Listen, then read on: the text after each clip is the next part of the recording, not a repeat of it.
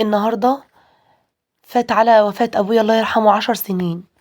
فمن عاداتنا وتقاليدنا إني لما بيجي يوم الوفاة بتاعة أبويا بنعمل زي إطعام كده وبنوزعه. يا إما بنعمل العيلة كلها، بنجمع العيلة كلها وبنعمل برضك إطعام، ويبقى صدقة على روح أبويا الله يرحمه ويحسن إليه.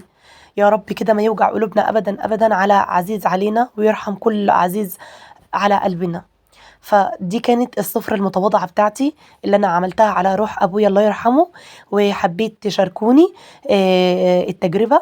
وحبيت كل اللي يشوف الفيديو يقرأ الفاتحة لأبويا ويدعي له بالرحمة، وربنا يا رب كده يديمكم نعمة في حياتي. وده كان الإطعام اللي أنا عملته على روح أبويا، ربنا يتقبلها يا رب ويجعلها صدقة جارية خالصة لوجه الله تعالى.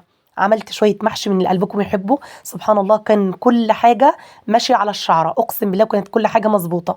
يعني بجد التصوير ظالم الدنيا دي كلها. عملت شوية سمبوسة بحشو جميل جدا، لحمة مفرومة، شوية محشي، شوية صينية بطاطس، شوية سلطة، شوية لحمة حلوين كده، صينيتين لحمة في الفرن.